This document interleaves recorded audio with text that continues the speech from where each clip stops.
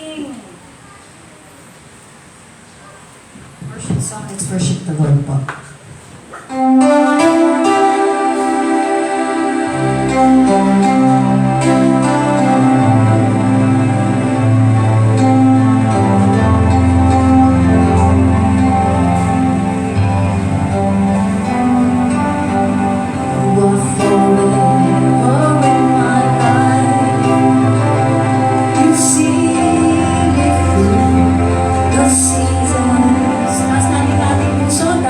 Sa Panginoon, cover me with your hand and lead me in your righteousness.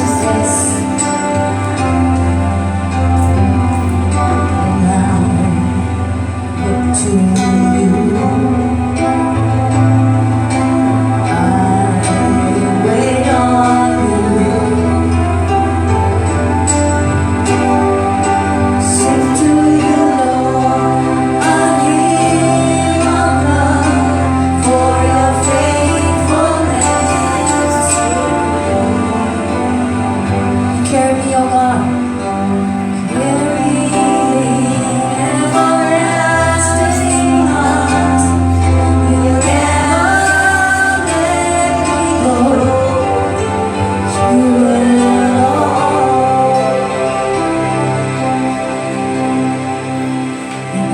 Lord, that despite our frailties, Panginoon,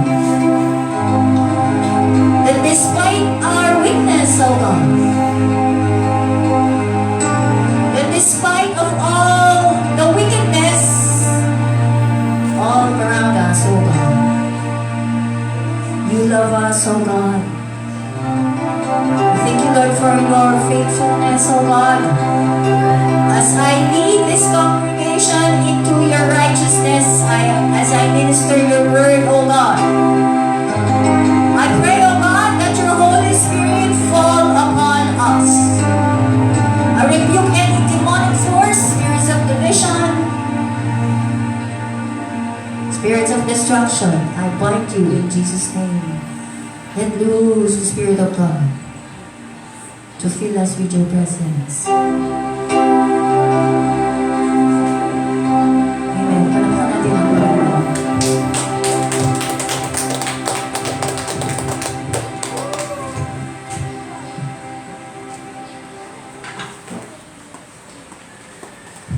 Yan, amen. Ano ba? May echo. May echo ang langit. Alam niyo po lahat po ng ginagawa niyo dito sa lupa. Masama man o mabuti, may echo. Narinig niyo yung mic, yung keyboard? No, kailangan ko siyang ganunin para tumigil. So kayo, pag binubukan niyo yung bibig niyo, nagpupuri kayo sa Panginoon. The Bible says, praise inhabits. God inhabits the praises of His people. Ang Panginoon nananahan kapag nagpupuri kayo sa Panginoon. Alam niyo ba, ang tanging weapon niyo ay ang bibig niyo sa pagpupuri niyo sa Panginoon. Yung bibig kasi, sandata yan. Pwedeng gamitin yan ng kaaway, ng demonyo. O gamitin ng Panginoon. Sabi mo sa katabi mo, gamitin mo ang bibig mo. Paggamit mo sa Panginoon. Amen. Amen. So, when you're in a battle, pag may mga pagsubo kayo, magpuri lang kayo sa Panginoon. Masama pakiramdam niya, magpuri kayo sa Panginoon. You find a quiet spot. So, kanina, I was just practicing you to be alone with a song. But you see, even if without the keyboard, you can worship and you just hum a song to the Lord. Kailangan ang puso nyo nakatono. Sabi mo sa katabi mo, dapat nakatono. Kasi pag hindi nakatono yung puso mo, sambakol yung pagmumukha mo eh. Amen? Meron pong sinasabing countenance.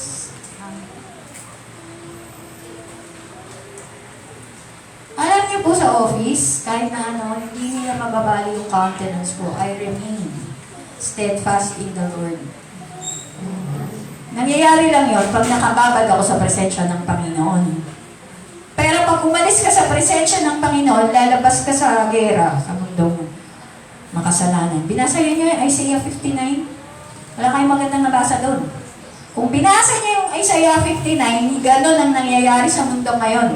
Actually, ganina, nung sinabi sa akin ni Pastor Yuri, anong verse, Pastora, yun yung binigay sa akin ng Panginoon. Kasi pinakita niya kung anong kalagayan ng mundo natin ngayon. Nakakalungkot. So pagka dito pa lang, o sa bahay mo pa lang, hindi na nananahan ang presensya ng Panginoon, paano pa pag lumabas ka? Ang sarap nga dito. Peaceful. Huwag po kayo mag-imbento ng kaguluhan. Sino ang mga tao nag-imbento ng problema, ng kaguluhan? Saan nag-umpisa? Sa bibig. Amen? Amen. So, handa na ba inyong mga puso? Nakatono na ba ang mga puso? Nakatono na ang tenga? Ang mata? Para sa salita ng Diyos. Amen. Amen. So, the title of my message to last week, ang title ng message ko is, ano, Pastora? Ha? Love in a dying world. Because the world, our world is dying. Kahit na ano pong gawin niyo dyan. The world is dying. Sino nagkasala po si Adan at si Eva? Nag-umpisa na po ang kamatayan. Kaya mga po yung bilang 900 years old, nagiging 100, swerte ka na. Bless ka na kung 100. Ha? So hanggang hinihingahan ka ng Panginoon, dapat ang buhay mo, inaalay mo sa Kanya. Ang bibig mo sa Kanya. Ang tenga mo sa Kanya. Puso't isipan mo sa Kanya. Amen? Amen. So, okay. So, handa na ba? Na makinig? Lahat? So, I had a blessed week. Blessed ba ang week nyo? Ha? Blessed ba o puro gulo? Alam niyo po, sa mundo po magulo. Ang binasabi sa inyo is everything. Pero kailangan po, because Jesus is our peace, dapat may kapayapaan ka kay Kristo. So today, I'm going to talk about restoring love in an angry world. Yan. Ano po yung sa Tagalog? Ang pananambalik ng pag-ibig sa mundong galit. Meron ba kayong kilalang taong galit? Galit sa aso, galit sa pusa, galit sa asawa, galit sa mundo. Ha? Galit sa almusal niya, may almusal na nga, galit pa. Di ba? So, restoring love, you know. Last week, after ko dito, nagpunta ako dun sa kabilang, kilala ko kasi yung church dun sa kabila, si Pastora Alma, sinundo ko yung apo ko dun. So, ang ganda nung ano nila, pa-picture sila, pure love. Kasi nga po, February, di ba po? Araw ng, buwan ng mga puso. Buwan ng pag-ibig. So, pa-picture sila, pure love. Parang pinadala lang ako ng Panginoon doon para picture lang sila eh. Sabi ko kasi nag-picture, sumama ka na doon. Kasi friends ko naman sila, sumama ka na doon para ma-picture. Masaya sila. Kayo, masaya ba kayo? Alam niyo po, may pagpapala kapag ang presensya ng Diyos ay nananahan sa atin. So how can we restore love in an angry world? So, I'll go back to my text, which is 1 Corinthians 13. It says here, if I speak in the tongues of angels, if I speak in the tongues of men, but have not love, I am only a resounding gong, or a clanging cymbal. If I have the gift of prophecy and can fathom all mysteries and all knowledge, and if I have faith that can move mountains but do not have love, I am nothing. If I give all that I possess to the poor, kahit daw bigay ko lahat ng meron ako sa mahihirap, pero wala akong pag-ibig, pwede pala yun? Pwede, marami nun. Marami nun. Lalo na pag-eleksyon. Pero wala silang pag-ibig. May motive yung pagbibigay nila eh. No? Even if I give, sabi dito sa unang Korinto, even if I give all I possess to the poor and give over my body to hardship, that I may boast, but do not love. Kahit sabi mo ba, niyayabang ko ba, ako lang gumawa nito! Ako lang nang gumawa nito! Dahil sa akin, ganito! Ako lahat yan! Pero wala ka naman pag-ibig na ginagawa mo yun. Ano? Ano ba sa asawa mo? Oh, kumain ka na nga! Oh! Maganda ako, kakain, nagluluto pa. Oh, kumain ka na nga!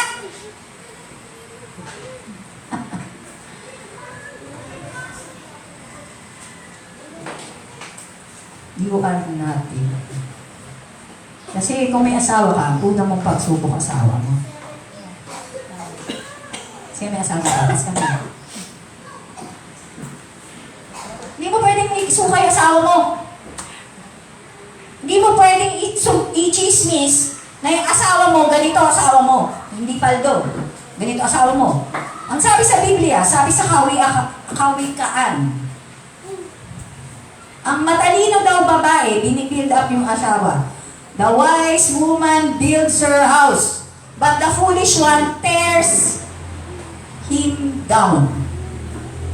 Kung may asawa ka, ang mission mo, itaas yung asawa mo. Paglingkuran yung asawa mo. Wala kang choice. Tanggapin mo yan yun eh. Yan yung unang pagsubok mo. Kasi sabi niya dito, even if I given over my body to hardship, but have not love, I gain nothing. Oh, sa Tagalog, makapagsalita man ako ng mga wika ng mga tao at ng mga anghel. Kung wala naman akong pag-ibig, para lang akong kampanang umaalingaw-ulaw o pompyang na maingay.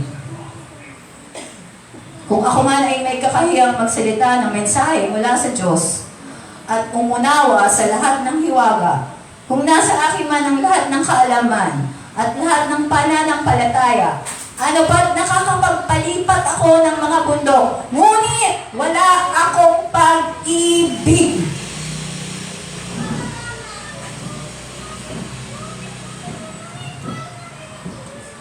Anong motive mo sa paggawa ng mabuti? Pag may mga ginagawa niyo dyan,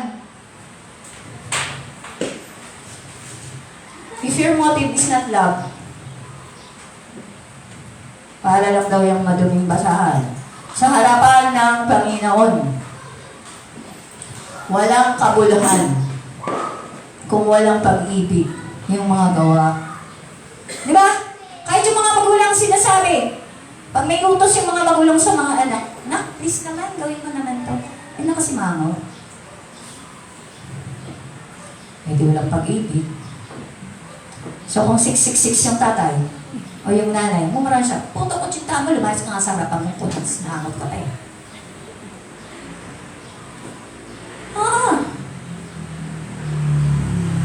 At mag-iingat kayo kasi pag naglilingkod kayo, sabi sa banal na kasulatan, yung naglilingkod, mas laki ang guilty pala sa kaysa pinaglilingkuran. Ngayon, pagka meron kang pinaglilingkuran, halimbawa, hari, presidente, nakasimangot ka. Di ba? Minsan sa office sabi nito, bawal nakasimangot. Wala yung countenance pa eh. Walang pag-ibig. So, walang kabuluhan. At sabi sa verse 3, kung ipamigay ko man daw ang aking lahat ng mga kaari-arian at ialay ang aking katawan upang sunugin, ngunit wala naman akong pag-ibig. Wala ring kabuluhan. Ang pag-ibig ay matyaga at magandang loob. Hindi maiinggitin. Hindi mayabang, hindi mapagmataas man, hindi magaspang ang pag-uugali. Hindi makasarili, hindi magagalitin o mapagtanim ng sama ng loob sa kapwa. Hindi ito natutuwa sa masama. Sa halip ay nagagalak sa katotohanan. Ang pag-ibig ay matiisin, mapagtiwala, puno ng pag-asa at nagtsatsaga hanggang wakas.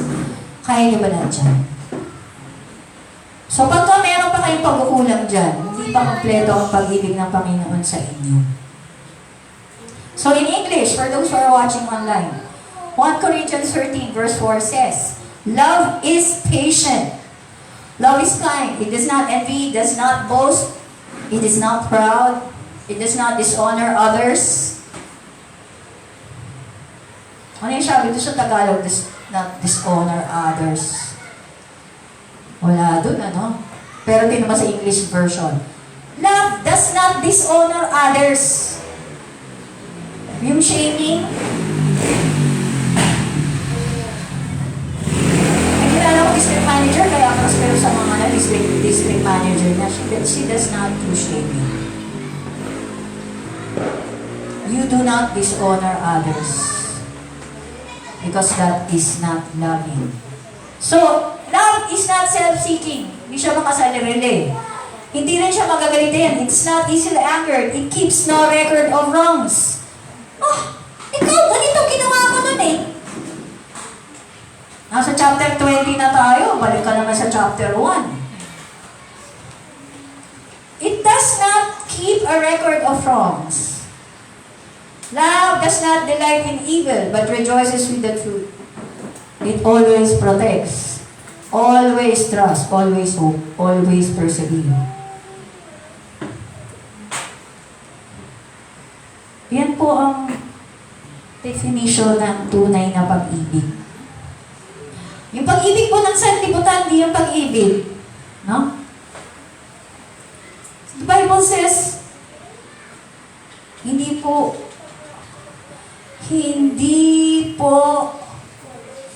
nagkakamali ang pag-ibig. When you love, you will never go wrong. Love never fails. But where there are prophecies, they will cease. There are tongues, they will be stilled. Where there is knowledge, it will pass away. Matatapos po ako mag-preach dito. But in the end of the day, my mark of being a true Christian is how well I love. How well I love my brothers and sisters. Hindi lang po yung the Lord, Yung sambahayan na nyo, doon kasi nakikita nyo eh. Simba-simba kayo dyan, pero sa bahay nyo, gaspang ang ugali. Sa sarili nyo kadago, magaspang ugali. Doon ka muna. Sa asawa mo. Paglingkuhan mo muna bago ka maglingkod ng iba. Paano makakapaglingkod sa iba? Sa sarili mo kadugo, hindi mo nga mapaglingkuran eh. Last week. Do you wanna know a person? They walk in love. Puntak sa bahay nila. O, they treat one another. Paano litratuhin ang isa't isa? Hello?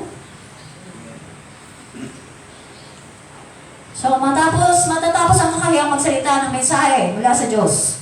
Titigil rin ang kakayang magsalita sa iba't ibang wika, lilipas ang mga kaalaman. Ang pag-ibig ay walang katapusan. Kaya may katapusan, may kata. At walang katapusan, kitang iibigin. Kahit ilang awit ay kaya kong awitin. Oh! Tingay.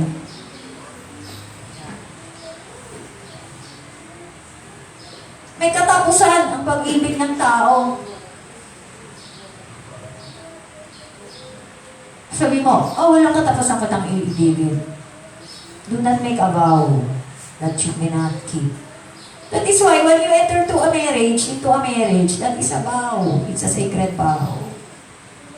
Sabi, walang katapusan. Pwede mo paligid sa awa? Pwede. So pag pinili mo na yon, mahalin mo na yon. Doon masusubukan yung pag-ibig mo. Wala pong divorce sa Pilipinas. All over the world, 2 country lang po. May walang divorce dito. Ang sanctity of marriage, ina-uphold ng Family Code of the Philippines, which I salute. Kaya sorry na lang po yung mga kabit. Kabit na lang kayo forever. Hindi kayo mali-register sa Senomar. Kabit pa rin kayo. Kasi nagkamali ka ng desisyon eh. Kaya turuan niyo yung mga anak niyo. Wala yung mga anak na babae, pati lalaki. Napiliin na nila. Kung sino makakasama nila, wala na yung suluyan. Pwede. Pwede mo suli. Pero hindi ka na mag-aasawa uli. Hindi na sabi sa salita ng Diyos.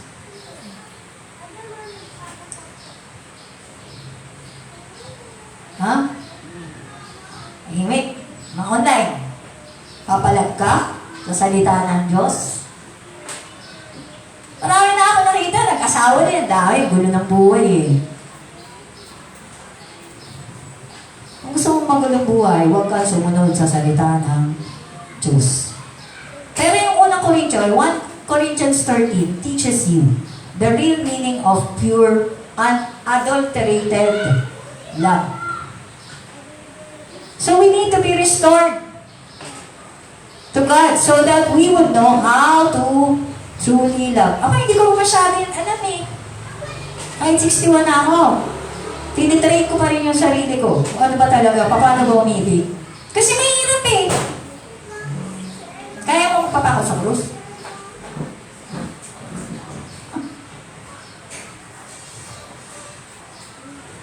But the Bible says, samantala nananatili ang tatlong ito, pananampalataya, pag-asa, pag-ibig, ngunit ang pinakadikila sa mga ito ay pag-ibig.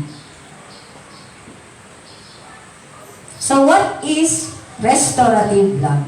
Huh? What is restorative love? Do you want to know? How do you be restored to love? Marunong ka ba talagang umibig? Kasi naman dapat yung topic na pag-ibig, hindi lang yung February eh. Kasi kung pinasa niyo Isaiah 59, ito ang kaya nun, may pag-ibig ba yun? Para sa kanya yung mundo, di ba? Kung marurot ang motorsiklo, di ba? So what is restorative love?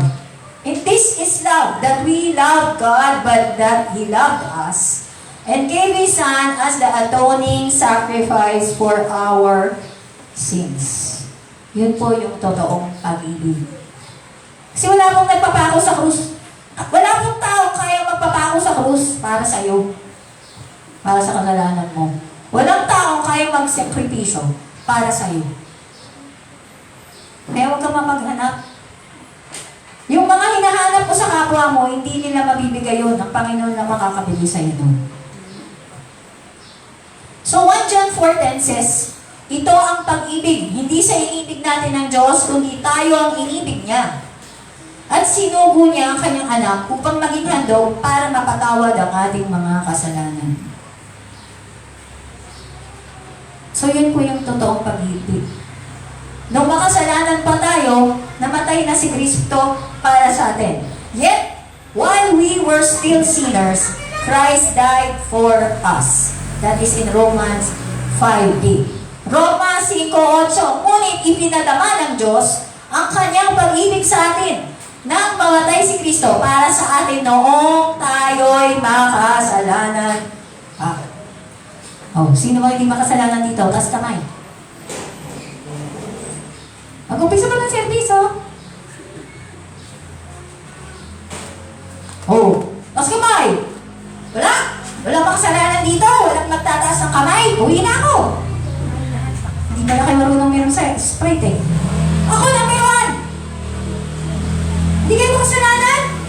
Ha? Eh, ba't ay itas kami nyo na makasalanan? Sabi sa salita ng Diyos, ayun o, memory verse ng mga bata, all have sinned and fallen short of the glory of God. Sapagkat lahat makasalanan, pastor, pare, lahat.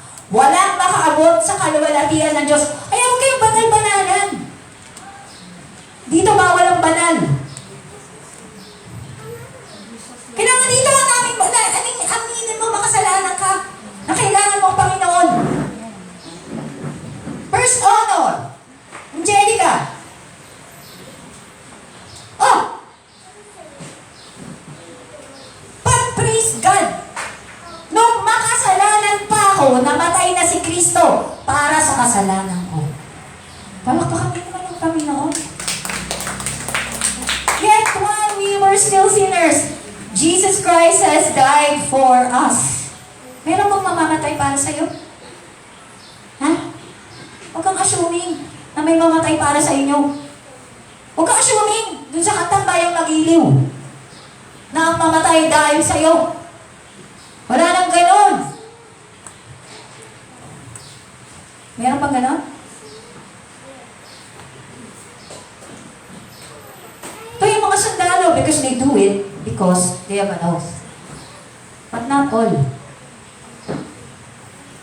Will die for you and then your sins will be washed away.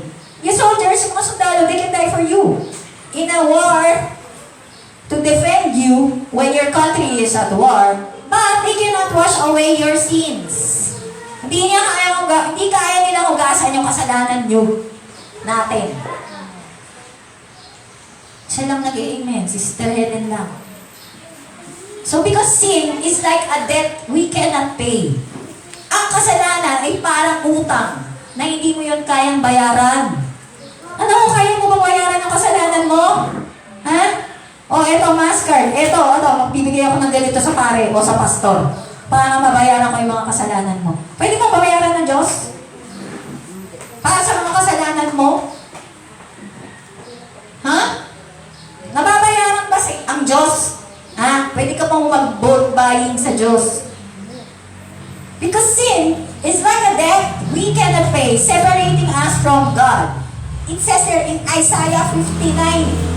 Basahin niyo yung Isaiah 59. Namnamin niyo kung gaano makasalanan ng tao. Kaya huwag kang assuming na ikaw lang ang banal. Huwag kang assuming na ikaw lang parating tama. Tapos yung kapwa mo, o yung kapatid mo, yung asawa mo mali. Alam mo nyo, mga kapatid, pag ako may kagalit, tinitingnan ko yung sarili ko. Bakit ba siya galit? Bakit ba ako may kagalit? Most of the time, I am wrong. Ako yun. Huwag ka na magturo, kasi pag nagturo ka, ilang daliri ang nakaturo sa'yo. 4, isa lang dun sa may tinuturo-turo mo, kasi ikaw eh. Because sin is like a debt we cannot pay, separating us from God. Ang kasalanan, ang dahilan kung bakit hiwalay ka sa Panginoon. Ang kasalanan, ang dahilan, kaya wala kang pera. Kaya ka kayo humingi sa Panginoon, pengin ng bakit? Close ba tayo? Five friend mo. Close ba tayo? Ba't kita bibigyan ng pera?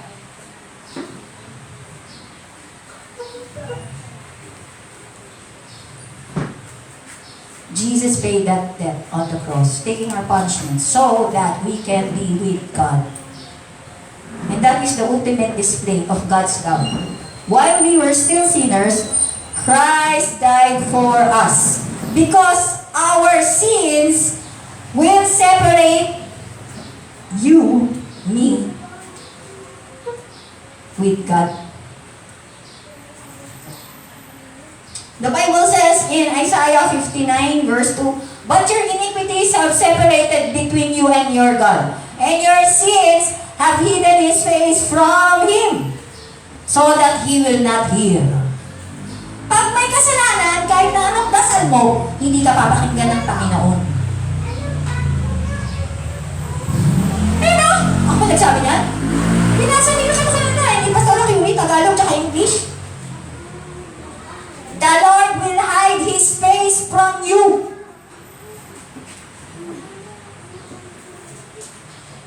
If you sin.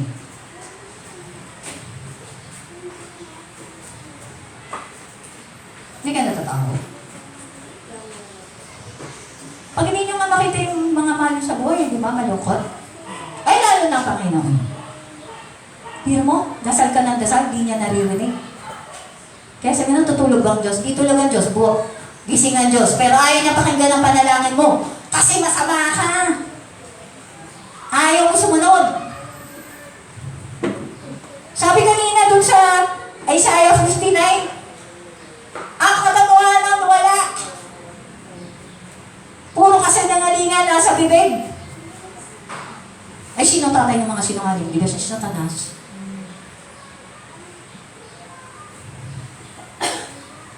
So there are 7 deadly sins. Alam niyo, ayoko ito preach pero sabi ng Lord, preach mo yan. Kasi love man. Lord, love man, dapat love mo. Paano man nalaman yung love? Di mo, ituro mo yung sin. So I remember, when I was elementary, I had a theology teacher. Inisa-isa niya talaga yung kasalanan. So pag hindi mo alam yan, you will take sin lightly. Pag hindi mo alam yung kasalanan, tutulog-tulugan mo lang yan. Na hindi mo alam kasalanan na pala yung ginagawa mo. Because I was taught, there were dalawang klase ng kasalanan. Sin of omission. Sin of commission. Yung commission, pag ginawa mo, alam mo kasalanan, ginawa mo. Yung omission, alam mo mabuti, hindi mo ginawa. Oh, dapat ikaw dito, hindi mo ginawa. Dapat pinainom mo ng tubig yung pulubi, hindi mo ginawa. Oh, kasalanan din. Oh, are you ready? 7 deadly sins. Number 1. Sabi mo sa katabi mo, number 1. Lust. Ano yung lust? Day after day, I must face the world of stages. Lust. Oh. Isa tayo sa lust. Lust. What is lust? L-U-S-T. Lust is a strong passion or longing, especially for sexual sins. Eh ako nga, blinak ko na eh. Pinagnanasaan pa rin ako. Kailan na akong asim? Lust. Bakit?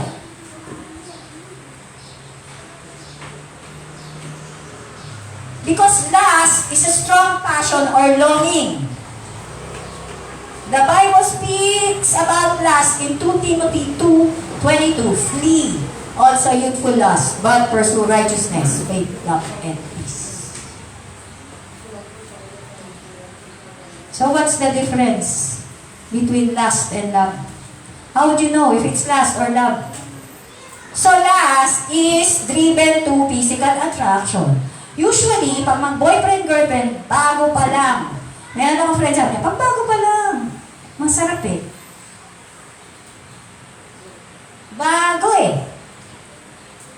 Eh, kaya nyo mo humihiwalay tapos may bago eh. Oh, pero pag sanay na, wala na. Sawa na rin. Lust eh. Because lust is primarily driven by physical attraction and sexual desire, while love is rooted in emotional connection, trust, and long-term commitment. The Bible says,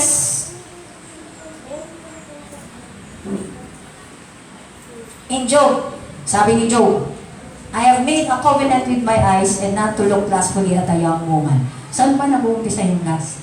Yung pagnanasa na hindi maganda. Sa mata. Sa mata. Kaya sabi sa Biblia, kung ang mata mo masama, buti pa dukutin mo yan para makapasok ka sa kaharian ng Diyos. Kung ang kamay mo, dahilan para magkasala ka, putulin mo na lang yan para makapasok ka sa area ng Diyos. O kung ang dila mo, yun ang nagdadala sa'yo sa kapahamakan. So Job said, I made a covenant with my eyes not to look lustfully at a young woman. Tayo mga babae na yung mga iiksi! Ay, di ba sa church? Daming church. Makita mo, yung ba mga church na secular? Ang Jesus! Tatayo sa pulpito. Diba? O yung lalaki, hindi naman pumupunta sa church dahil gusto hanapin ng Panginoon. Hinahanap si sexy lady. So Job says, you have to make a covenant with your eyes. Because the eyes is the lamp of the body. If your eye is good, your whole body is good. Sabi ni Job, ako'y taimtim na nangako sa aking sarili na di ako titingin ng may pagnanasa sa isang babae. Anong ginagawa ng makapangyarihang Diyos sa atin? Anong kinakantipala na sa ating gawain? Ibibigay niya kapahamakan at pagkasira sa mga taong gumagawa ng mali at masama. Lahat ng ginagawa ko ay kanyang nalalaman. Kitang-kita niya ang aking bawat hakbang. Kaya ng Panginoon, lahat ng ginagawa niya, iniisip mo, lahat ng hakbang mo, alam niya. Sabi ni Lord, alam na this. So last of the eye. The eye refers to a strong desire for anything that captivates the mind through the eye. An arousing image. No? Kasi yung kasalanan, yung last, hindi lang naman siya pangangabit o pangangalun niya. You can last for a thing. Last for a car. Gusto ko yung kotse na yan. Oh, dun sa amin. Diba? Oh, travel. Yung nila. Gusto nila, travel. Wala ka na dun eh. Sa akin, last yun eh. Kaya pagka nakaka-qualify ako ng travel, yung punta dun. Sa akin, last yun eh. Kasi pleasure. The Bible says, hindi ka yayaman pagka hindi ka sa pleasure. He who loves pleasure and wine will not get rich. Sino ang mahilig sa layaw at alak, hindi siya yayaman. So the lust of the eye, mga sins yan, is adultery, fornication, homosexuality, whoremonger, sodomy, uncleanness. At ang unang kasalanan ni Eva, when Eve saw that the fruit of the tree was good for food and pleasing to the eye, he sinned against the Lord. Diba? So nakita niya, ganda naman ito. Masarap kaya ito. Ganun ang pagnanasa. Ang i-a-appeal niya sa'yo, yung pagtingin mo. Yung it pleasing to the eye. That is how Satan will lure you. Anything that will please your eye, pero it will be deadly pala. In the end, you will sin. So you be careful, kasi ang si Satanas, may mga patipong yan. May mga patipong yan para hindi ka makapasok sa karya ng Diyos. So yan una, last of the eye. Next. So, lust is not just sexual. It can take various forms. It can refer to desire for power, wealth, and other non-sexual goals. Diba? So, pwedeng pagnanasa sa kapangyarihan, pera. Ano ba pinag-aawayan? The Bible says, what causes fights and quarrels among you? Yung mga pagnanasa nyo, na ayaw na ipasako sa Panginoon. Bakit ba kayo nag-aaway-away? May pagnanasa kayo eh, na ayaw na ipasako sa Panginoon eh. Tanongin niyo mga sarili niyo. Kasi ako, may mga away ako. Pag tinanong ko sarili ko, kapangyarihan, dalawa naman yan eh, kapangyarihan, pera. relasyon. Gusto mo, bida-bida ka. O, sige, number 2. Marami yung last. Saliksikin nyo na lang mga puso nyo. Gluttony. O, may sobra bang taka rito? Praise God, wala. Sa insurance, may BMI, ideal weight versus height. Pag lumabas ka doon, obese, decline, o kaya rated. Pag overweight ka. Kasi gluttony is an excessive and an ongoing eating of food or drink. Pagka hindi ka naman dapat kumain, lamon. Kasalanan yung tao doon yan. Gluttony, takin sa Tagalog, lamon. Diba? May mga fellowship. Imbis na salita ng Diyos ang pinapakain sa kaluluwa, puro kain. O nga, hindi nagluto eh. Yun lang eh, diba? O, meron na. Dumating na pala. Yan na yung galigeros. O, praise God. Pero simpleng kain yan lang. Pero may mga fellowship ako lang, kala mo, piyesta eh. Nakakater ka. Mahihaman kasi na fellowship. Pakainin ka talaga. So, ginagawa ko, pagtapos na yung kainan, pag Bible study na, doon ako nakadating. Hindi mo ako mapapainan ng pagkain para umako ako sa'yo. Kasi kailangan patayin ko yung laman ko para marinig ko kung anong tawag ng banal na spirito sa akin. So yung gluttony will kill you physically and will deprive you of not hearing what God's purpose in your life is. Like diabetes. Bawal ka mag-carb system. Kung hindi mo kaya hindi magkanin, ganyan lang. Napay, bawal. Soft drinks, bawal. Ginawa ba ng Panginoon soft drinks?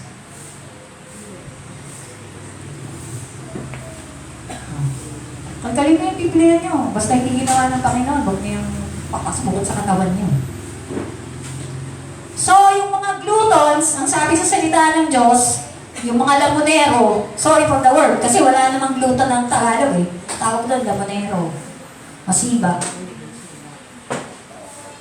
Their end is destruction, because their God is their belly and their glory is in their shame. Their minds are set on earthly things. Ang Diyos nila, tiyan. Kasi sabi, Christian. Saan eh? Oh, next. Philippians 3. It says there that, dear brothers and sisters, pattern your lives after mine, and learn from those who follow our example. For I have told you often before, and I say it again with tears in my eyes, that there are many of those whose conduct shows that they are really enemies of the cross of Christ. Sasabihin nila Christian siya, pero sa totoo lang, kalaban sila ng krus ng Kalbaryo. Kalaban sila ng Panginoong Jesus. Bakit? Hindi naman Panginoon ng Panginoon nila. Yung Panginoon nila, yung mga tiyan nila eh. So they are headed for destruction because their God is their appetite. They brag about shameful things and they think only about this life here on earth. But we, sabi mo, I am a citizen of heaven. So I am not a glutton. I will eradicate lust in my life. So kapamahan ng kahihinatnan nila. Kasi wala silang iniisip kundi mga bagay na may kinalaman sa mundong ito. So 3. Sabi mo sa katay mo, 3. Number 3, greed. Ano yung greed sa Tagalog? Kasapangan. Greed is an excessive pursuit of material goods. Madonna. A material girl. Alam ko lahat dyan. Galing ako dyan eh. Hindi masaya. Ngayon lang ako masaya. Na kay Kristo na ako. So the third deadly sin is an excessive pursuit of material goods. Greed! Ano yung Tagalog? Pagkagaaman sa mga material na bagay. Because in Hebrews 13:5 it says, let your conduct be without covetousness, be content. Sabi mo sa tabi mo, makontento ka. Kay Kristo. Be content with such things as you have, for He Himself has said, God has said, I will never leave you nor forsake you. Ang Panginoong Diyos, makontento ka na, dyan ang Panginoon. Wala ka drama. Makontento ka na. Mapanalam mo. Why are you discouraged? Bakit ba ang tao nadi-discourage? Saan nag-umpisa discouragement? Kasi pag hinahanap niya yung wala sa kanya, kaya gusto ko meron ako nun eh. Greed. O ba't magaling yung bansa? Yung bansa ng mga leader. Suga pa sa kapangyarihan ng pera.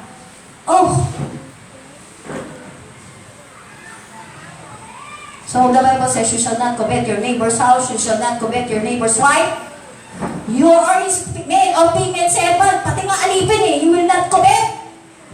His ox or donkey, or anything that belongs to your neighbor. Yung kotse niya, do not covet. Huwag mong pagnasahan.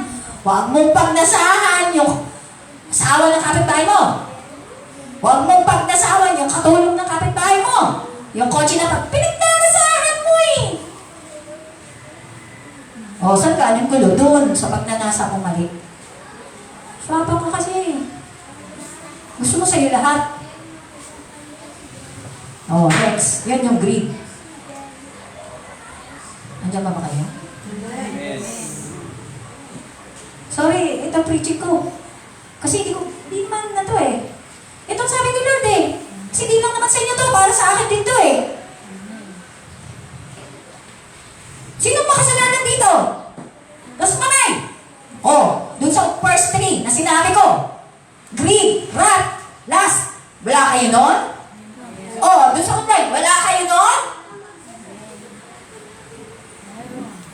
Dun sa rat lang eh. Ba't sa rat? Yung kay Alvin Aragon, dami na nga galit dun eh. 2 pang side mag-comment. Diba? Yung mga Kristiyano pa dun.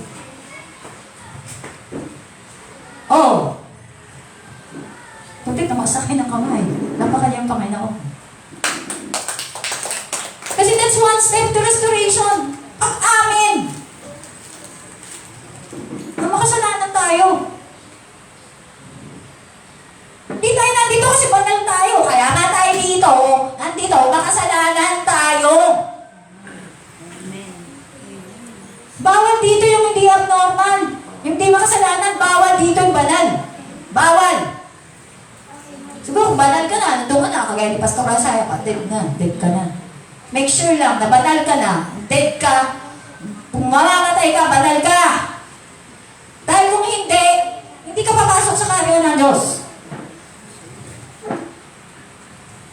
Tatawanan ka ng Panginoon.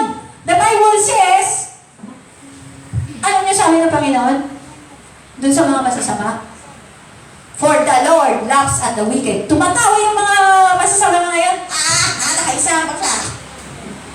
Hindi mo alam, ang Panginoon, kukuya-kuya ako doon sa lang. Sabi, the heaven is its footstool. Apakal lang ng paan ng Panginoon. Nakikita kayong lahat. Tinatawanan yung masama. May araw ka rin, sabi ng Panginoon. Pag hindi ka nag-tisi sa mga kasalanan mo. Pang-4 na kasalanan. Ito, mga pag-Pilipino. Hindi lahat kasi I believe mga Pilipino masipag. Pero kung ikaw, ang asawa mo, ganito. Talaga kailangan mo manalangin. Number 4. Sabihin mo sa katabi mo, number 4. Sloth. Ano yung sloth? Hindi si silot, Sloth. Laziness. Katamaran. Sa kademonyohan, mabilis, masipag. Sloth is an excessive laziness or the failure to act and utilize one's talents. May talento ka, nakaupo ka lang dyan. Ang talento mo, gumawa ng kaguluhan. Kasi umalis na lang sa church, walang tao. kasi may demonyo yan eh. Yan. Yan. Ganyan. Alam mo yan? Hindi yan ano. Hindi yan dapat na ganyan. Oh. Ano ba yung church? Ano ba yung cross? Minus plus. Oh! Addition!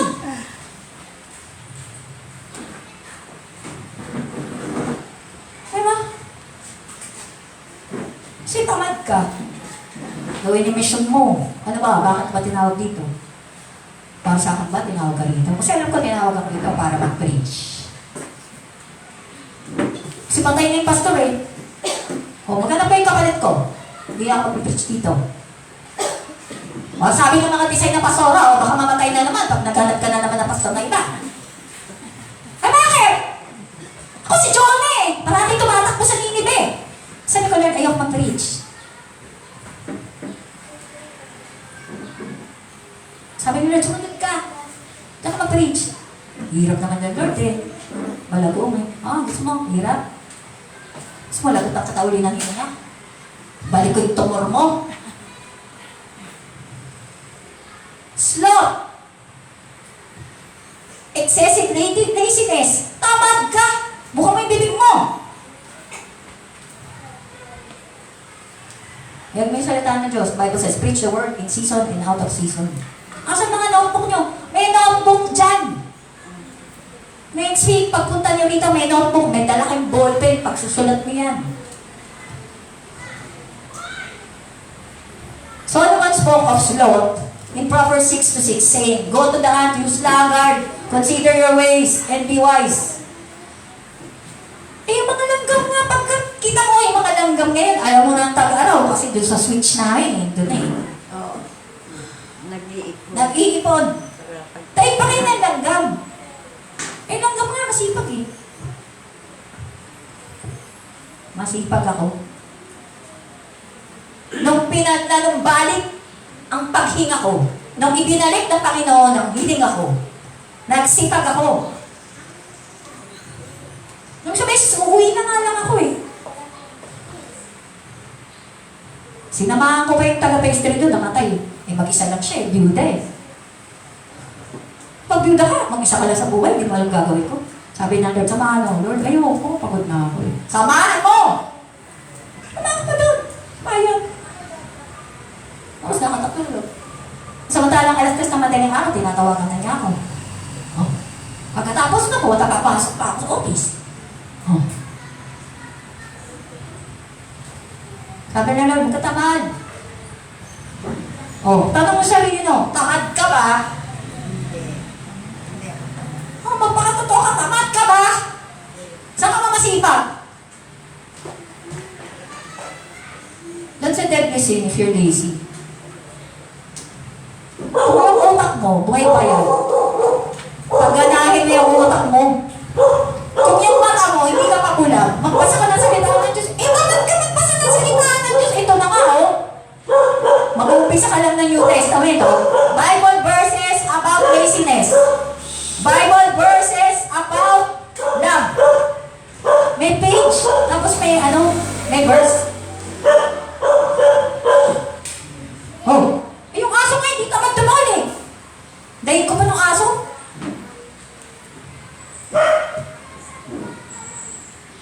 Makikinig lang ng salita ng Diyos, tinatamad pa. Lazy people want much but get little. Yung mga taong tamad, gusto nila paldo sila. Pero wala sila makuha, konti lang. Tamad sila eh. The Bible says, lazy people want much but get little. But those who work hard will prosper. Sa Tagalog, ang tamad ay nagnanasa. Alam mo ba yung masipag lang may pagnanasa? Anong pagnanasa ng masipag? Mapaputin buhay niya, di ba? Mga pamilya niya. Tamad may pagnanasa din yan. Pareho rin ang pagnanasa ng masipag. Kaya lang, ang diferensya nilang dalawa, yung masipag may gawa. Diba? Nasa Diyos ang awa sa taong gawa. Kaya ako, sorry may mga nagtituro ng doktrina ng grace, biyaya. Di mo naman pinaghirapan ang kapal ng mukha mo. Hihingi ka pera sa akin? Bakit hihingi ka pera? Hindi mo naman pinagtrabahuan. Sabi sa Biblia, ang tamad ay nagdanasa. Ang tamad ay nangangarap din. May pangarap din yung tamad eh. Pero hindi matutupad yung pangarap ng tamad. Dahil ang hangarin ng masikap ay lagi nagaganap. Yung tamad di magaganap. Eh tamad eh. Gusto mong maging matagumpay sa pamumuhay mo? Nasa Biblia. Joshua 1:8. And this book of the law shall not depart from your eyes. You will meditate it all day and night so that you will be prosperous in everything that you do. Lord, gusto ko maging successful. So, ginawa ako, 8 years old pa lang ako. Nasa tindahan ako. 8 years old, walang bumibili. Nagbabasa akong Biblia. 8 years old. Kaya ang pastor dito, pag tumayo, alam ko pagka pinipreach politika. Pag ang pastor tumayo dito, pa-eme-eme, alam ko, 8 years old.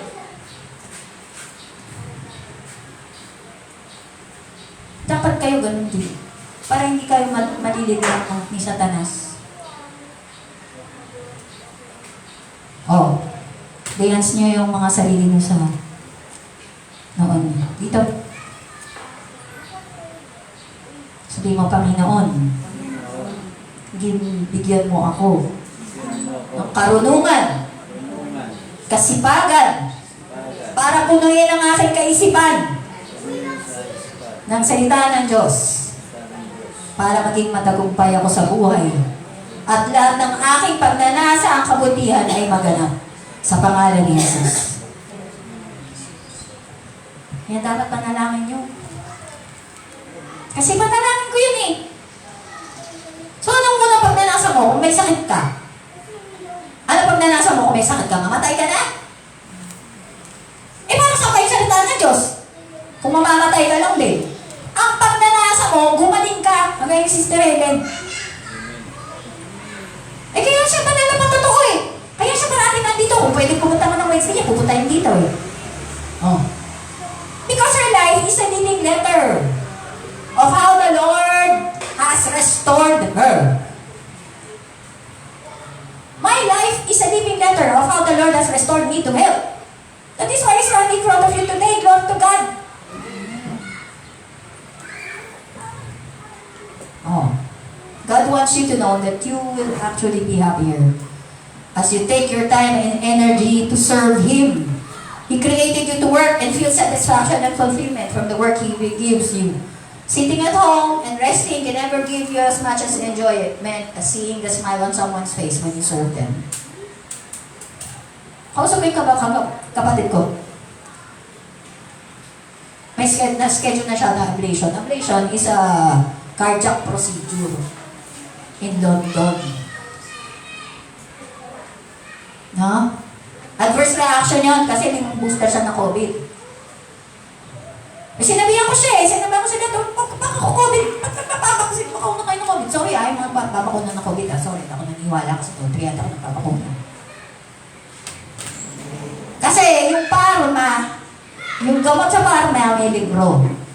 Pag hindi ko nabasa doon yung adverse reaction ng gamot na nire-reseta mo sa akin, hindi ko na kukunin. Nakita ko ba doon? So, he had this adverse reaction, 5 booster. Ang sabi niya sa akin, walang katulong sa iyo kaya. Hindi ako sanay na nakaupo lang. Hindi daw niya maintindihan yung ibang mga Pilipino nakaupo lang. Tapos pa, alas 5 na. Alas 5 na!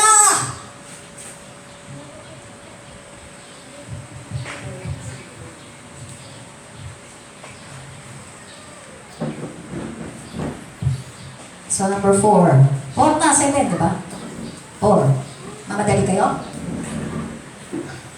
Mamadali kayo? 4. Envy. Envy. What's envy in Tagalog? Inggit. Envy is this intense desire to have an item that someone else possess. or envy is something that you acquire the experience that someone else enjoys. Diba? Alam ko na yan. Sabi, saan ba ka doon? Bora. Napunta na ako ng Bora. Hindi ako masaya. Mas masaya pa ako kung nasa bahay ako, mabasa ang salita ng Diyos. O, naglinis ako ng bahay ko, ganyan. So, yun, pastora, sobra ka naman. Sobra ka namang spiritual. Oo, pag hindi ka spiritual, kartal ka. Kaya sa office, alam nila eh. Pagka nakuha ko na yung requirement, in-encash ko yun. Tarahin ko na lang. So, envy, it says here, rats to the bones. Parang nasambutan mo, pagka yung gitayero, tsaka yung gitayera ka. Sabi mo sa akin, yung gitayera ka ba? Kaya yung mga nagpo-post-post na, ganyan.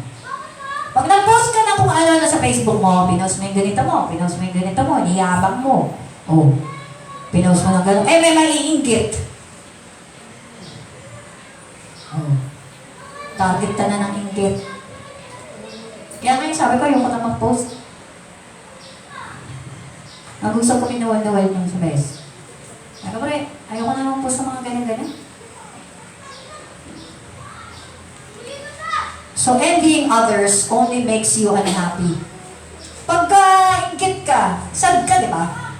Kasi inggit ka eh. Mayroon siya eh. Ikaw wala eh. Oh. Nakaka-happy ba yun? Hindi nakakasad. Oh, hindi mo kita na mainggit. Dapat happy ka dun. Kaya pag may nakita ka na yung kapwa mo, may tagumpay siya, mag-congrats ka na lang. Kasi pag hindi ka na congrats, ay, inggitera, hindi na congrats. So, envying others only makes you unhappy. God has promised to always be with you and never leave you. Because having a relationship with Him is the most valuable thing you can possess. That's why you won't need to covet or desire things that are not yours. Because God will make sure you have all the things that you need. Nagkukulang ba Panginoon sa inyo? Kasi kung nagkukulang, pwede kasi, tamad ka eh. Kaya nagkukulang sa'yo. O kaya kasi, nagkukulang. Kasi, hindi mo hinahanap ang Panginoon. So, number 6. Sabihin mo sa katabi mo. 6. Pride. Pride. Pride ba ang sabon nyo? Sir. Okay. Pride is an overly positive view of oneself and placing oneself above others. The Bible says the following in Jeremiah 9:23-24, "Let not the mighty boast of his might, but let him who boast of this, that he knows the Lord." So yung yabang kasi, niyayabang mo yung sarili mo. Si feeling mo, mas magaling ka kaysa sa iba. Sorry Ay, anong galing mo? Meron bang mas magaling sa'yo? Kaya huwag mo na yung sarili mo. Jesus ang magaling. Oy, mga church, kasi dito ka din church eh. Oy, marami pang church mas magaling sa inyo.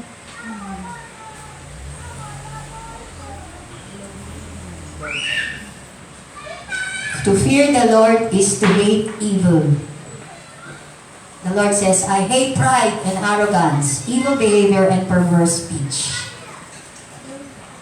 Pride comes before destruction, and an arrogant spirit before a fall. Proverbs 16:8. So,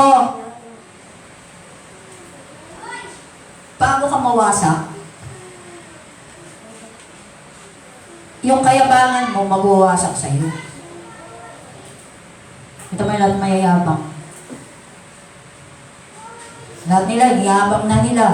Niyabang nila yung pera nila. O, yabang nila eh. Kaya ako pwede money. Oh, tapos dyan yung magnanakaw. Kasi paldo sila. Sinakaw sila. Eh, yun ang nag-stomach ko. Ang yabang mo kasi. Binaladra ko lang dyan para kami hepatitis eh. Naglalakad ka sa bayan. Puro ka para ka lang may hepatitis ka. Lahat ng alahas. Mo. Oh. Niyabang mo lang ng pera mo. Oh. Di pinagpipiestahan ka ngayon. Kasi marami kang pera. Niyabang mo yung pera mo eh. Oh, lahat ng mayayaman kalala ko, hindi mo halata sila mayaman. Oh. Pero ikaw, nagkaroon ka lang ng konti, ang yabang mo. Oh, dyan na yung mga scammer. So if anyone thinks he is something when he is nothing, he deceives himself. Kung sa tingin mo, may something ka, pero nothing ka naman, nililin lang mo yung sarili mo. That is what Galatians 6:3 says. So, sa Tagalog, magtulungan sa mga pasanin. J-I-J. Magtulungan sa mga pasanin. Hindi mag-awayan. Ay, wala pala dito yung palapakan yung Panginoon. Wala pala mga nakakaway dito, di ba? O, palapakan mo ang Panginoon. I declare, magtutulungan kayo sa mga pasanin. Sa Galatia 6, mga kapatid, kung may isa sa inyo na nahulog sa pagkakasala, kayong pinapatnubayan ng Espiritu Santo ang magtuwid sa Kanya.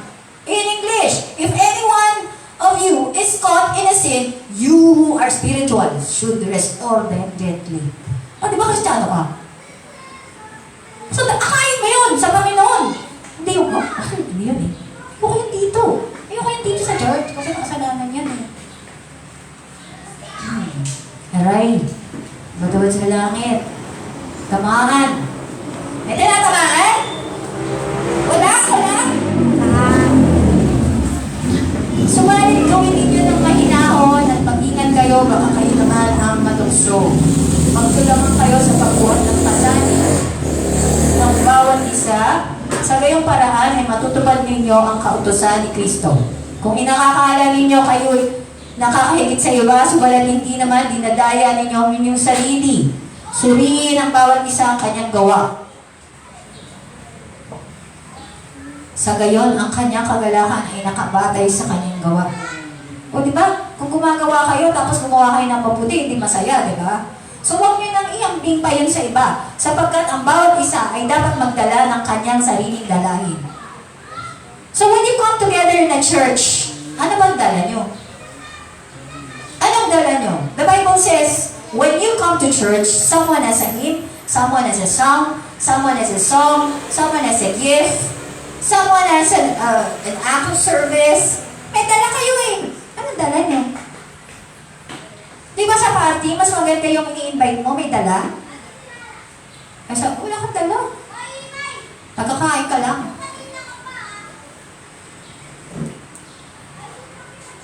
Seven. Ay, salamat. Seven. Wrath. What is wrath? Anger. Tagalog, galit. Wrath is a strong anger and animosity towards another person or situation. The Bible speaks about wrath in Romans 12:19. Beloved, never avenge yourselves, but leave it to the wrath of God. For it is written, vengeance is mine, says the Lord. So, huwag ka magalit. Sabi mo, vengeance is mine, says the Lord. Yaman na. Papasa Diyos ko na lang yan. Stop being angry. Turn from your rage. Do not lose your temper. It only leads to harm. And cease from anger and forsake wrath. Don't fret. It only leads to evil doing. Ano ba, pagkagalit ka, susunod na papatayin na sila. Actually, pag galit ka, ang sabi salita ng Diyos, para ka na pumatay. Ang bigat ng salita ng Diyos, nagalit ka lang para ka na pumatay, ano? Totoo ba kayo? Natututo kayo? So, anong difference ng wrath, anger, and righteous indignation? Is it the same? Ha? Righteous, magkakaiba yan. Wrath, anger is the same. righteous indignation is not the same. Righteous indignation and wrath are not the same. Righteous indignation is characterized by a desire to correct or resolve an issue, often rooted in love and commitment to what is good and holy. It seeks to restore what has been violated and is directed toward moral wrongdoing. No?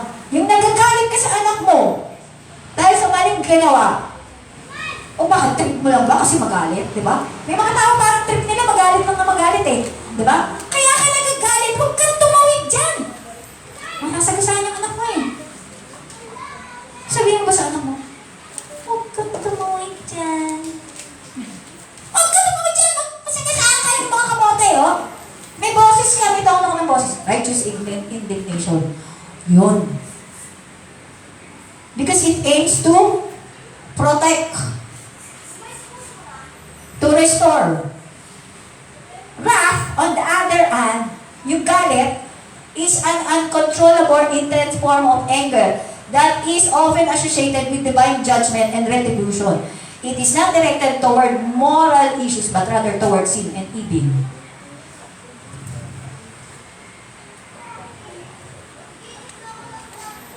So kung meron lang may karapatang magalit, ang Panginoon, saan siya nagagalit? Sa kasalanan.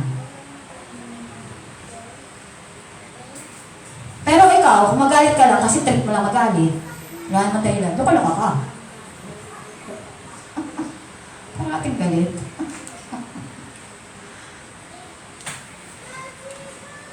Sa amin lang ganyan. Niiwan namin yung parating galit. Bye! Have a nice day. I don't want to hear anger. Kasi nagrarant. Iba yung righteous indignation sa nagrarant ka lang. Nagrarant ka na lang, nagrarant. Busa ka ng busa. Ayun nga. So, Jesus stone. How does Jesus become angry? Sino naman? Jesus stone during an open rebuke. Do you wanna know? Uwi na kayo. Hindi ako uwi kasi may load line eh. Umaga sa UK. Kung nag-i-snow doon, wala silang gagawin. So, Jesus told during open rebuke, what is it? Loving. It should be loving. Yung tono mo ng boses, pagka nangangaral ka, pinagsasabihan mo yung anak mo. Loving. It should be a concern for the person's well-being. Kasi concern ako sa'yo, nak. Concern lang ako sa'yo, nak. And then, your voice must be firm, clear and direct about the issue. Issue lang, walang personalan. Diba? Ang issue lang ganito, nak eh. Mag-ingat ka lang, diba? Pag sa gabi, lumalabas ka. Ito lang issue. O kaya, issue lang, mag-aral ka lang ng mabuti. Diba? Kasi yung kayamanan mo, yung kaalaman mo, knowledge is power. Wisdom is the principal thing. Sabihin mo yun sa anak mo, diba? Hindi mo sasabihin sa anak mo, putang, bobo ka! Hindi ka concerned, kasi galit ka eh. Diba? Pero if you speak in authority, with confidence and truth, compassionate, wanting restoration and healing, that is open rebuke. That is how you rebuke. Ang goal mo is to restore. Ha? Hindi ka nagpapagalit na, lumayas ka na kasi dito. O, yan nangyari. Mas ka na rito. Na-restore ba relationship mo? Pinagayos mo eh. Walang yung asawa, lumayas ka na rito. Yung asawa naman tuwa-tuwa siya, lalayas na ako, hanap ko number 2. So, examples of Jesus' rebuke. The rebuke of Peter in Matthew 16:23. And when Jesus rebuked the Pharisees in Matthew 23, sulat nyo na lang. And disciples show mixed firmness, love, and authority. So, yung righteous indignation, yung indignant, is a feeling or showing anger, showing something as unfair or unjust. Example, ni-rape, ninakawan, nagnakaw, righteous indignation. Tutuwa ka pa, ninakawan, o kaya ni-rape, tutuwa ka pa. Yun yung righteous indignation. Because that righteous anger is motivated by a desire for justice, righteousness. And God's honor it's not driven by personal offense or selfish interest. The difference from anger, the righteous anger is motivated by God's standard, not personal emotions or pride. Directed at sin or injustice, not people but actions or attitudes. Oh, di ba? Si Alvin Argon. Ano sabi niya? Hindi ba siya galit eh. Sinasabi niya lang yung salita ng Diyos eh. Nagsasayaw ka. Kita yung cleavage mo. Six pack, you're my six pack. Oh, di ba? Eh, asawa mo yun eh.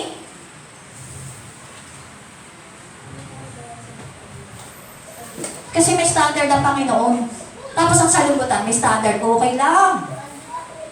Kailangan ang standard mo, standard ng Panginoon, hindi standard ng sanglibutan eh. Kasi anak ka ng Diyos eh. Oh, yung ayaw ng online, bahala kayo. Jesus' righteous anger examples, temple cleansing. Jesus drove out merchants, citing Isaiah 56:7. Rebuking yung mga yung ginagawa yung temple niya. Jesus said, do not make my temple a den of thieves.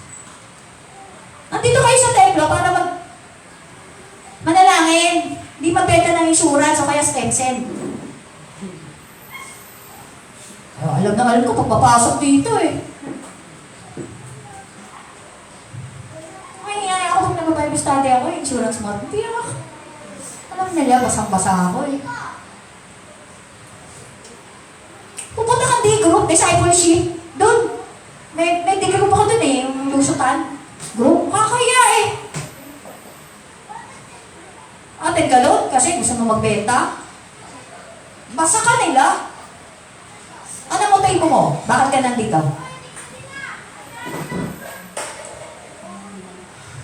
Ini-x-ray ka ng banal na Espiritu Santo kung anong motibo mo. Bakit ka nandito?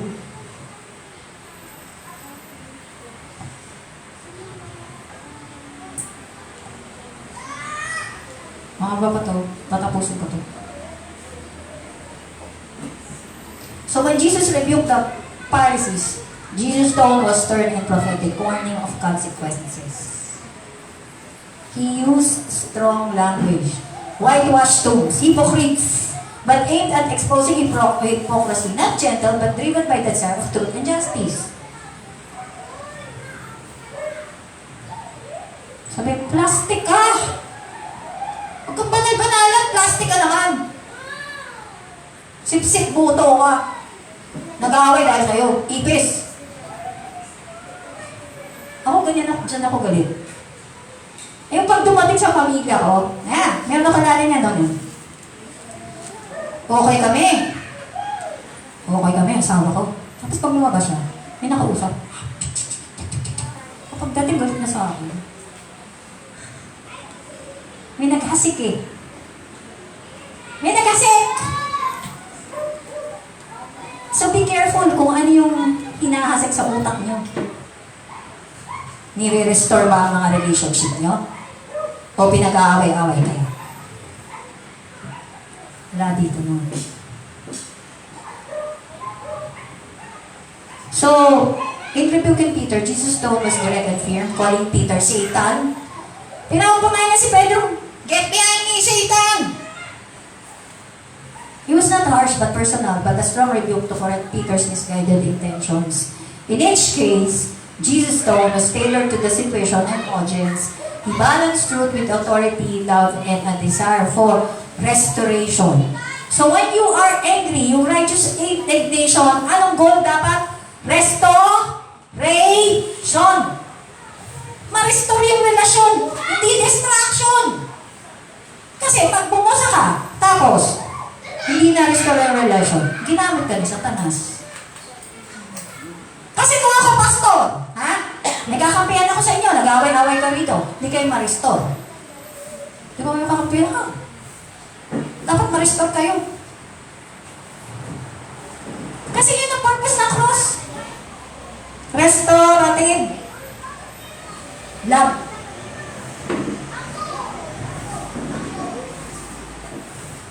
May nasaktan ka eh. Tapos, mag-church ka, may nasaktan ka eh. Sabi nga, huwag ka sasamba dito eh. Baba mo muna yung offering mo. Makipagkasundo mo muna sa kakagaway mo, di ba? Kala niyo maganda maging Kristiyano. So, Jesus communication style. Paano ba makipag-communicate? Paano ba magsalita ang Panginoong Jesus? So, Jesus communication style in rebuking, these are three elements. Ito yung mga elemento. Diretso siya, tsaka maliwanag. Jesus spoke the truth without sugarcoating. Matthew 22:13 to 36. Ano yung pag-sugarcoat? Eh, okay lang yan na,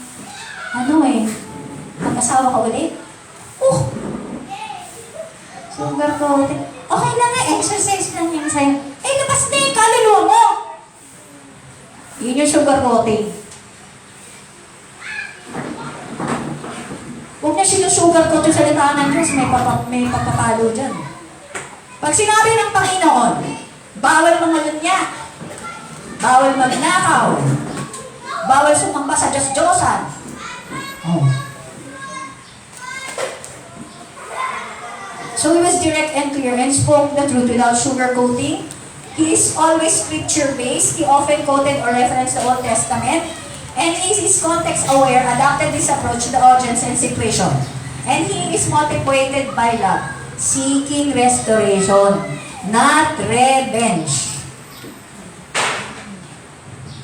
Gagantay ko sa kanya.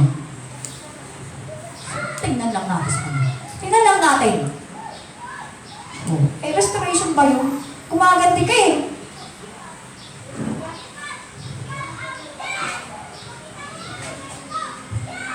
Jesus rebukes for authoritative, loving, prophetic, calling back people to God's ways. Balik ka na sa akin, anak. Hindi masarap dyan sa kamudan. Ano na? Layan mo yung mga banal yan. Inuutang ka lang yan. Buraw lang mga yan eh. Ay ka dito, anak. Pili ka ng ibang kaibigan mo.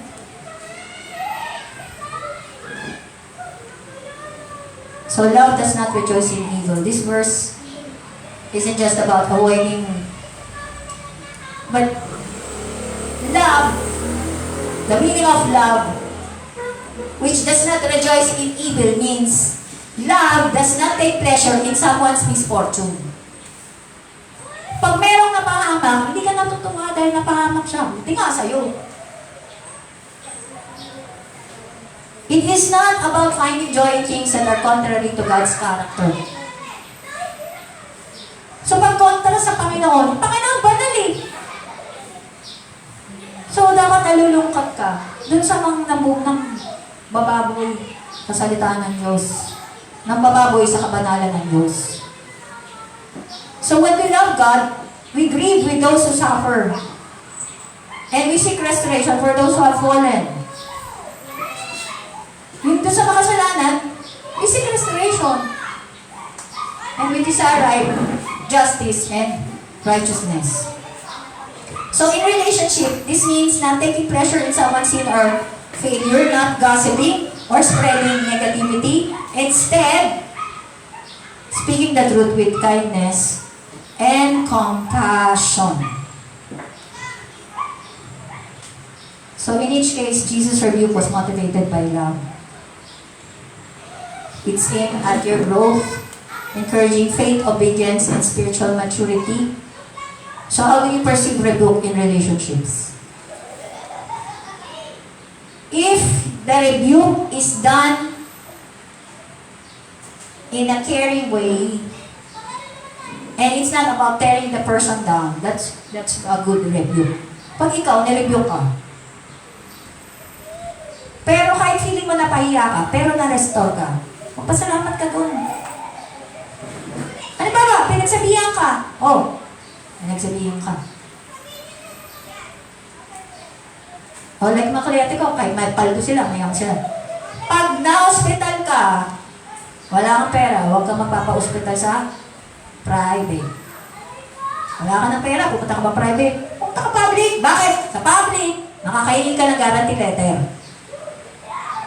At sa public, pag inalagaan ka doon, no, sinabi sa iyong bawal lumabas at lumabas ka, papapirmahan ka ng waiver. Pag pinapirmahan ka ng waiver, at nagkasakit ka ulit, bumalik ka doon, di ka nila tatanggapin na.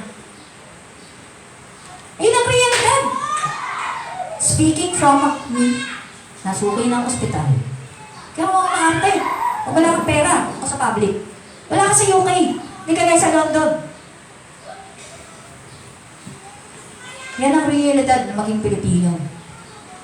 So what are the key elements of a healthy rebuke? It's done in love and humility, not about power or control. It's addressing the issue, not the person. Helping the person grow, not shame them. Tapos yung tono. Oh. May tono ng boses. Kasi merong nadadaan sa santong dasalan eh. Pero paulit-ulit ka na, sabihin siya, huwag kang tumawag dyan, magkasagasaan ka. Hina pa yung boses mo. So how do you approach review? Paano di ba tinatanggap yung review? Paano ba yung tinatanggap yun? Pag kami nagtuturo ba sa inyo, nagre-review ko sa iyo. Oy, ang pangit ng ano mo. Sabi sa akin ng mga design na pastoran, yung kilay mo hindi pantay. Ah. Eh, sino yung kilay mo? Sabi sa akin. Kasi hindi ko na nakikita eh. Oh, how do I receive it? Oh, ganun ba? Thank you ah. O, so paggawin na mo na sa'yo, ganito ka, para you become better. Magpasalamat ka. Kaysa walang pakialam sa'yo. So, alam niya na yan, it's a correction, it's a discipline. If somebody is rebuking you. So, how do we build relationships and explore conflict resolution and open rebuke? Pray and prepare. When you read the Word of God, be prepared. Re-rebuking ka. Tatamaan ka. Kasi, pag nagbabasa ka ng salita ng Diyos, di ka tinamaan, ibig sabihin, manhid ka. Matigas ang puso mo. Ayaw mong tumanggap. So pray and prepare in seeking God's guidance and wisdom. So ikaw naman, kung magre-review ka, choose the right time and place. Huwag kang magre-review kung kasi sigaw ka in public. Diba? Nagre-review ko in public, di pinapahiya mo yun. Lalo na, pag let's say, kamag-anak mo yon or anak mo, asawa mo, mag-isap kayo ng makalmado. Choose the right time and place, private, calm setting, and then speak the truth in love. Be specific, focus on the issue, not the person, and then listen, and allow the other person to share their perspective. Kasi wala namang makukuha sa usapan eh, na maayos eh. May mga lasingan na mabuting usapan. Eh, kung Kristiyana ka, di ka naman makapag-usap. So, humble yourself and be willing to listen and learn. Huwag kang defensive. Don't be defensive. Hear the person out, consider their words, respond graciously, thank them for their concern, and ask for clarity. So this is how we know that what love is. Jesus Christ laid down His life for us, and we ought to lay down our lives for our brothers and sisters. Eh kung si Kristo nga namatay para sa'yo eh, dapat ikaw din, yung buhay mo, ibigay mo sa mga kapatid mo. Kanta mo si Aubrey ka, kahit na yung ganyan, kasi gusto niya eh. Gusto niya pumalat sa salita ng Diyos. Gusto niya yung mga anak niya matuto. So si Charmaine, yung anak ko, ganun din, kahit bulag sa mata nun. Inaakay niya yung mga anak niya sa church. Tapos, pinagtsatsagaan niya yun. Sabi niya, Kyrie, let's memorize na. I don't like. Sabi ni Kyrie, no, memorize. Bible verse. Eh, yun yung sundata eh. Yan yung sundata mo. Ikaw, hanggang di ka pabulag. Kung malabo mata mo, ang daming pastor na nagpe-preach, yun doon may babad yung tenga mo. Huwag mo sa mga, nega. Oh, bakit mo kayo nag-away? Kasi hindi nyo pinababad yung yung tenga nyo sa salita ng Diyos eh. So God's love restores us. God's love is the central theme in the Bible, emphasizing the importance of love in our relationship and with Him and others. It is through the love of God that we reflect God's heart and demonstrate the transformative power of His grace. And here are some points on how God's love restores us. Reconciliation. God restores us. So are you ready for God's restorative love? Are you ready in restoring your relationship? So mga may kagalit dito, nakapagplastika? Mga may kagalit online. Hindi na malilid lang ang Diyos. Kita ng Lord mga puso niyo kung sino mga kagalit mo. Kasi ako, pag hindi ako makahinga, there's something in my heart that's not right with God. So are you ready in loving others God's way? So start now. Sabi mo sa katabi mo, start now. Yeah. Forgive. And you will be forgiven. Luke 6:37.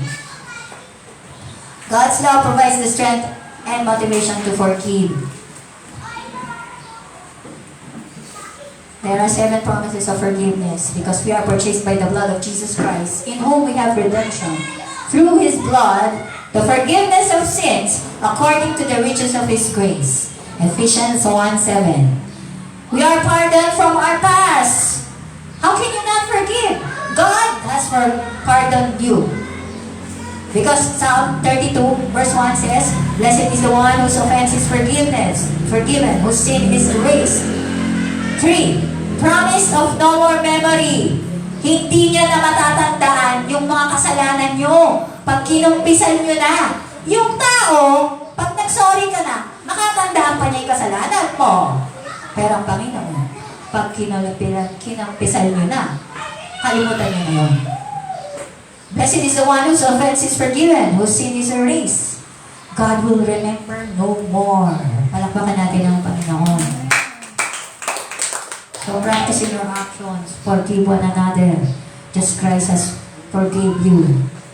And be purified in your confession. If you confess your sins, He is faithful and just to cleanse you of all unrighteousness and purify you from all ungodliness. And then be empowered by your release. Marirelease ka lang. Diyan, kung ano man yung tinatago mo sa puso mo, ano ba yung dinadala mo sa puso mo? Galit, inggit, lust, katamaran, anger, pa? Pride.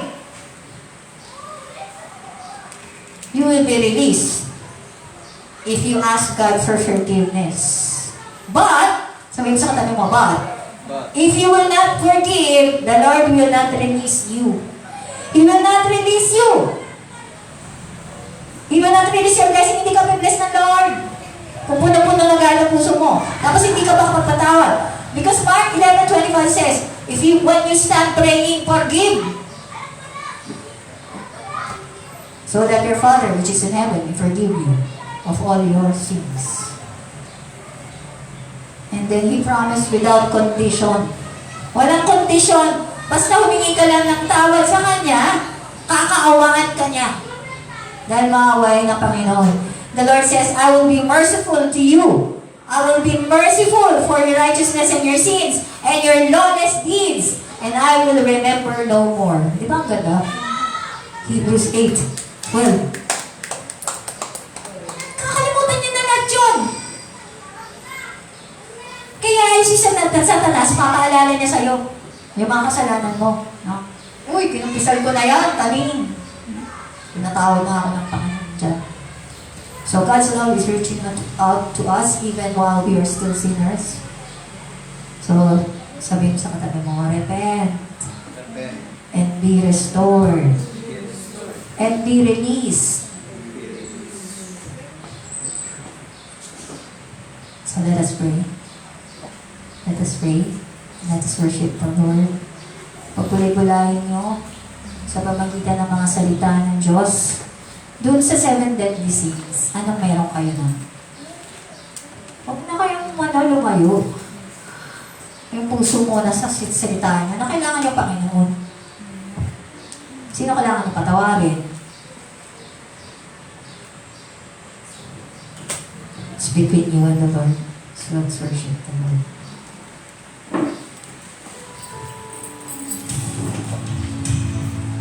Lord, we need you. We cannot do this without you. We are a shameful nation. We are a prideful nation. We confess our sins to you. Your only hope, O God. Thank you, Lord, for the cross. Jesus. Don't let our world fall apart, O God. Release us from uncleanliness. Release us from unforgiveness. Release us from bitterness. Release us from anger, lust, envy, pride. We need you, O God. We need you, O God. Fill us with your presence. Here now. All eyes closed. All heads bowed. Taas ang kamay. Taas ang kamay. Na umaamin na hindi mo kaya sa sarili mong kasalakasan. Taas ang kamay na umaamin dun sa 7 deadly sins merong kanon.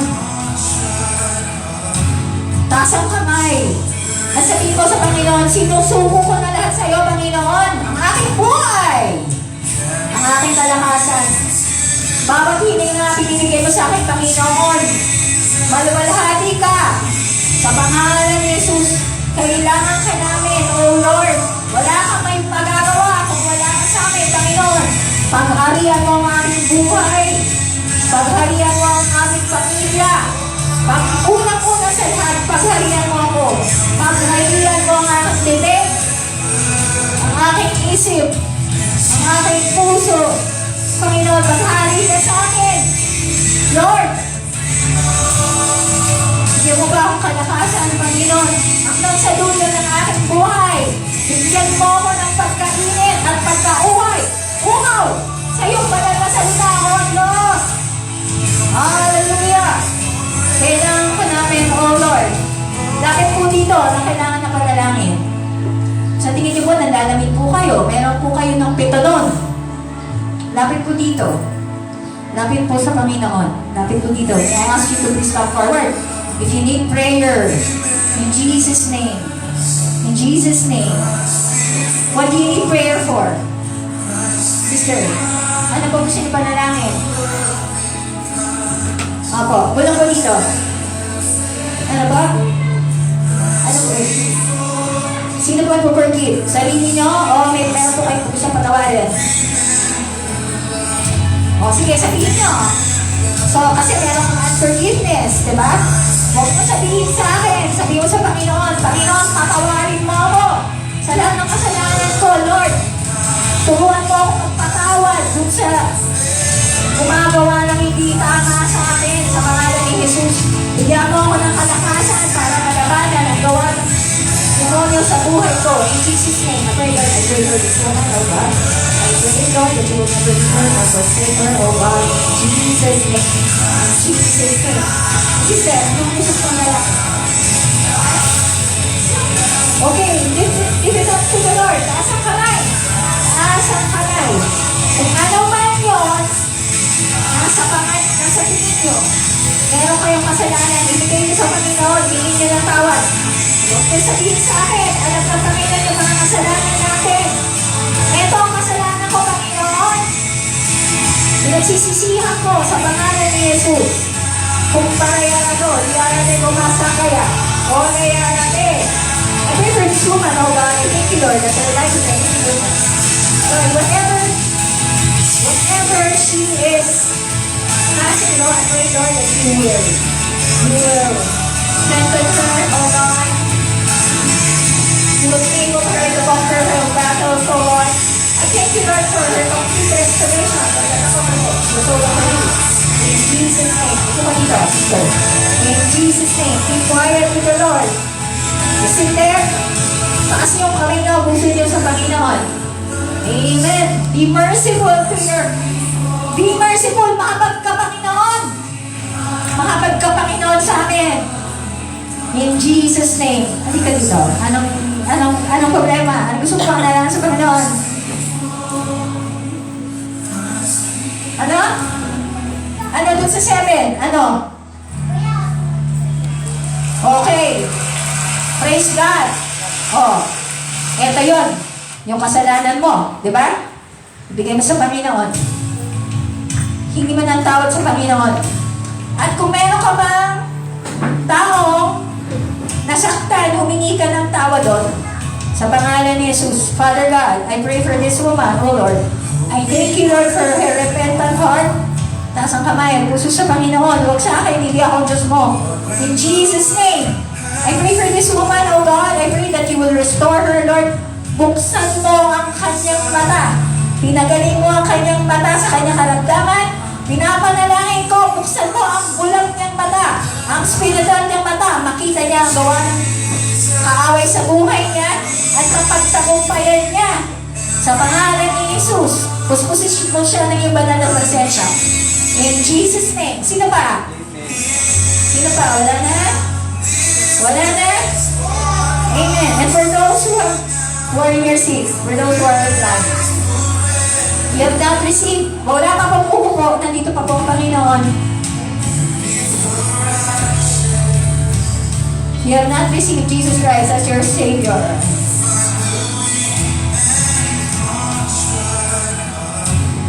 Romans 10:9 says that if you confess that Jesus is Lord and believe in your heart that God raised him from the dead, you will be saved.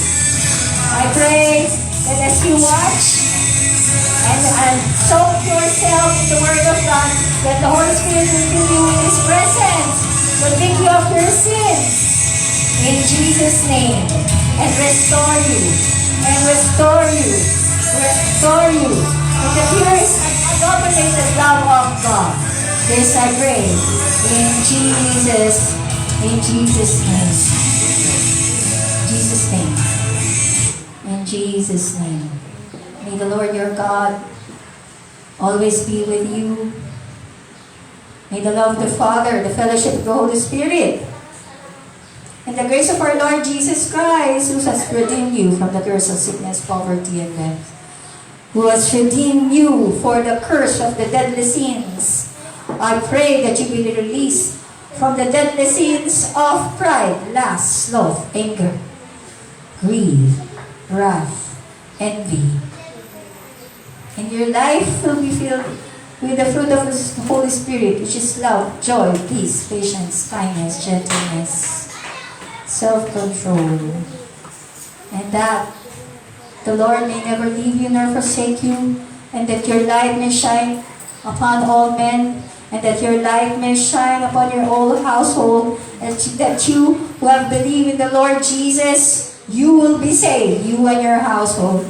And may I pray restoration upon this congregation in their relationships, restoration in their physical health, restoration in their finances. This I pray in Jesus' name. And God's people say, Amen. Palakpakan natin ang Panginoon. Hallelujah. Let's sing Langit. Can you play Langit?